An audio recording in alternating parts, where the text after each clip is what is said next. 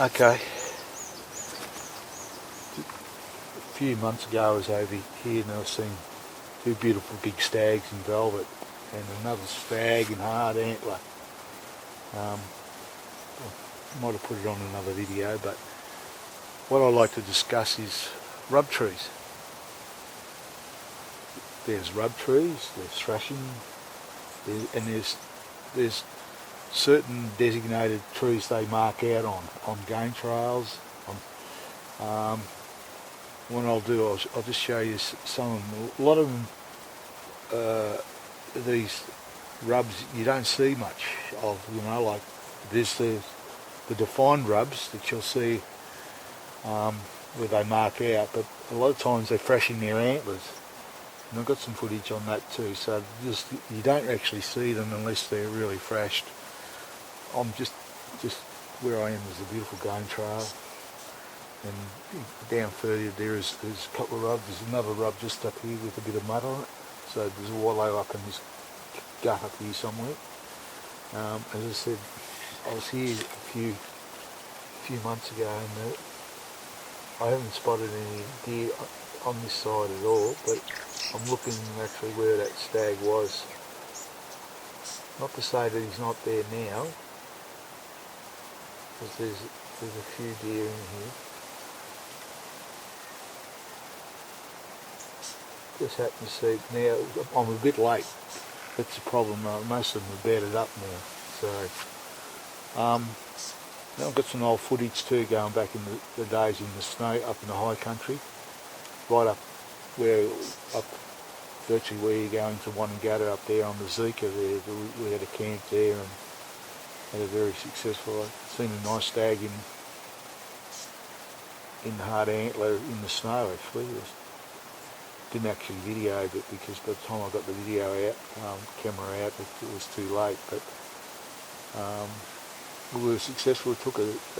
Mario took a spiky, so we had plenty of meat. And yeah, I've seen deer mooching along there, just contouring around this area.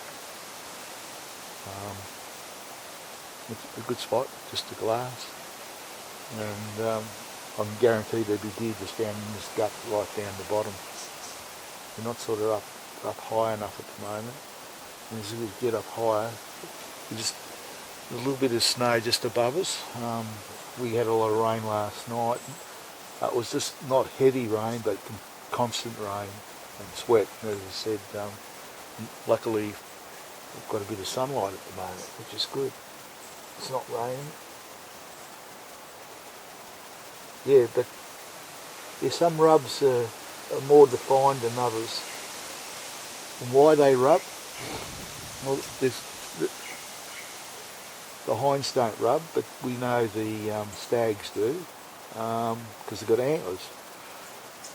And now there's still some stags still coming out into hard antler, still in velvet, but getting close to rubbing out. So once they get close to rubbing out, they'll rub thrash their antlers just to get rid of the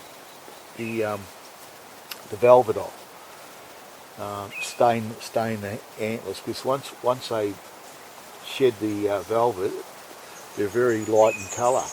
Then they stain up on certain trees. One of their favourite trees is the cherry tree. They get and other. If there's not cherry trees, wattles. They get the stain off the bark and on the trunk of the tree. And then a lot of times, just in front of me, I've got a Prosma bush, and sometimes I'll just thrash in there just to get that bit of velvet off between the beams.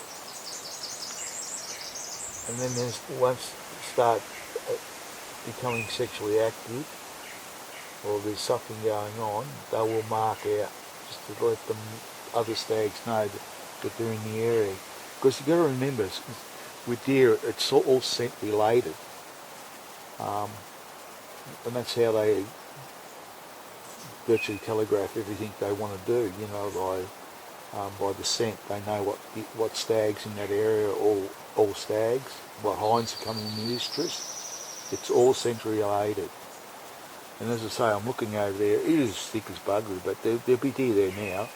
I just can't pick them up because they're laying up under. There's a little bit of escarpment. I did film a few there a while back.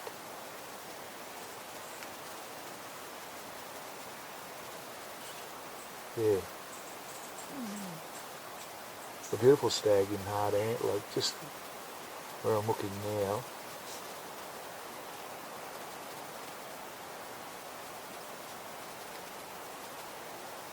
Once they lay down in that country, you just don't see them.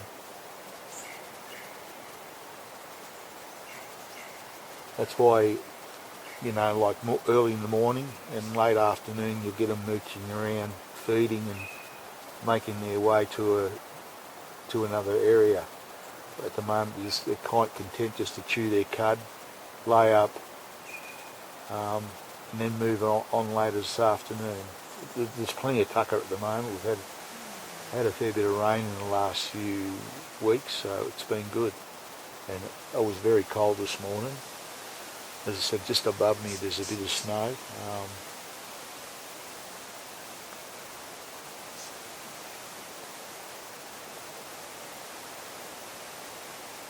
Just looking over there, you could just see a tip of an antler or something moving in the thick stuff. Their favourite bushes are there. It's like, but nothing standing up or moving around, just all laid up. I've just happened to get lucky and just see a deer laid up, bedded up or something like that. We've seen a number of deer, small, but no stags, all hinds. Still, the activity is yet to come. There was a little bit of activity earlier. Now it's sort of in a lull. In this particular area, it doesn't mean that there's nothing happening in another area.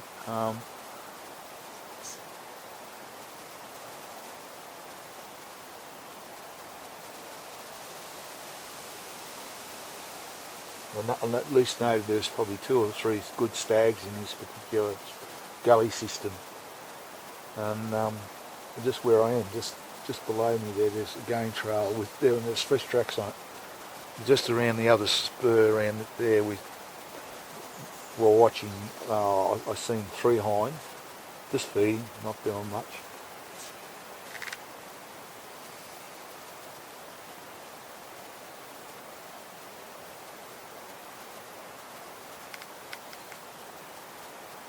It's a beautiful gully system. For the last 30 years I've been just coming in here now and then, and wasn't far away where I watched 2 big stags having a fight.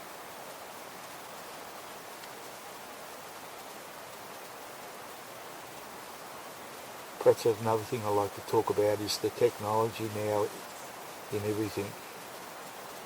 So that could be a deer I'm looking at over there, just laid up under the tree. Hard to tell. About 500 metres away.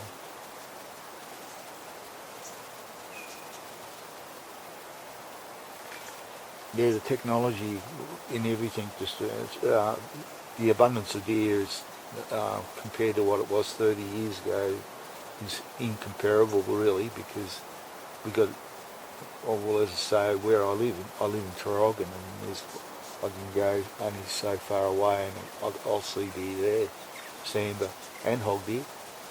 But we're up in the high country at the moment, and just as I said, we've seen numerous deer. I've maybe seen this morning maybe 8 or 9 deer, but no stags, just all hinds.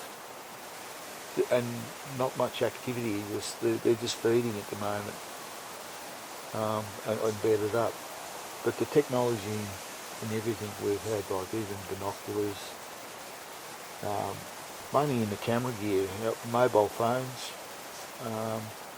I know a lot of guys are using their mobile phones to film through, cameras. There's the Nikon I'm using right now, I'm filming on, is the Nikon P1000, and it is brilliant. you know, like it's got a range of, you know, like you get 300 metres, you can have a deer quite clear on it, you know. Where once upon a time we didn't have that luxury. We were using the old PAL system. Now we're into 4K video. It's like a small corner of the 4K to look at. I've got a diagram that can give you an idea. Vibration reduction, stabilisation. We didn't have that 30 years ago, so it was quite hard to actually film. Where now, with these new cameras and that, whether you're using the digital DSLR or a bridge camera, you can actually film through binoculars. But then in saying that, you'll get chromatic aberration, you'll get changing the colour and rendering and all that. You've sort of got to know. And then you get atmospheric distortion, things like that. Like now, like middle of summer, it would be a waste of time to film. If I even had a big stag there to film, you'd be getting peak distortion. If you don't know what that means, that is where you just get the wave on. Where it was really prominent was North Queensland when we were up hunting with Chittle. By 10 o'clock you just it was a waste of time to film Chittle because you just get this wavy feel, or heat haze, whatever you want to call it.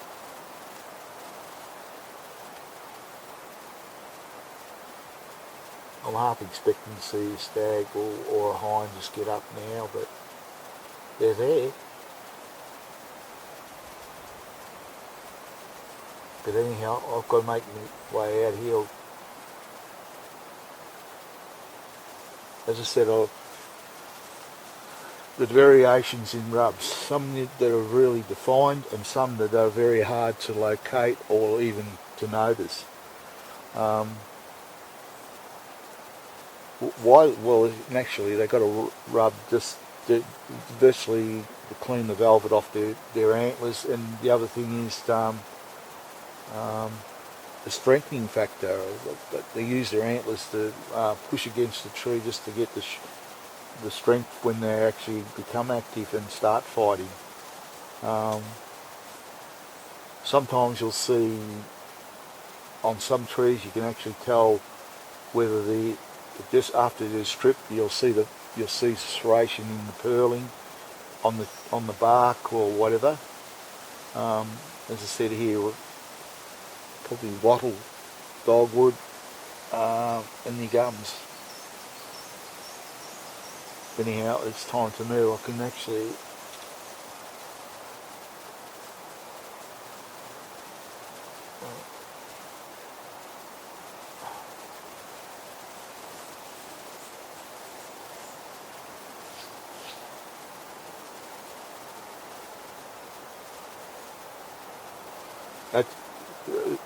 what's the date today? I think it's 21st of July. So we're looking at least another, maybe another 4 weeks before the daylight actually becomes more prominent. Where, as I say, the deer are nocturnal at the moment. They're just doing a lot at night. And now, as I say, they'll be bedded up. You might catch one out, just you get up to scratch itself or just go for a feed.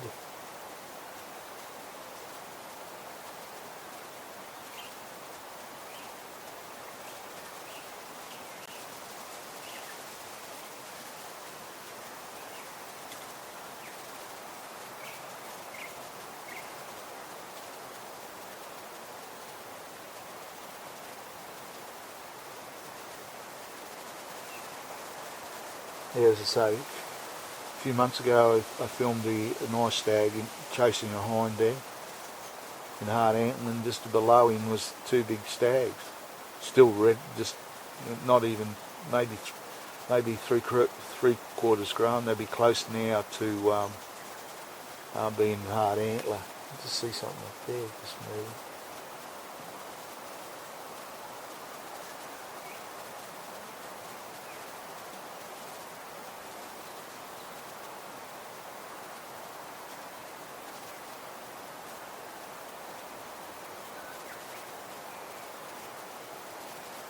Another spot there where there was another small stag bedded up just below there. And the hind was just feeding above it.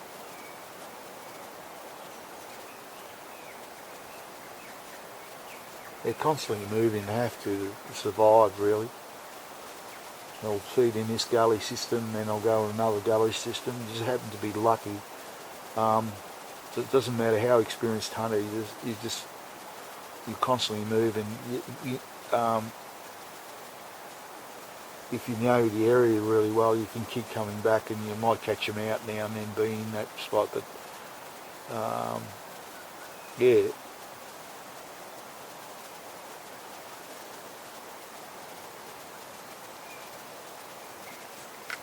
As I'm just looking down where I've seen that small stag bedded down, and then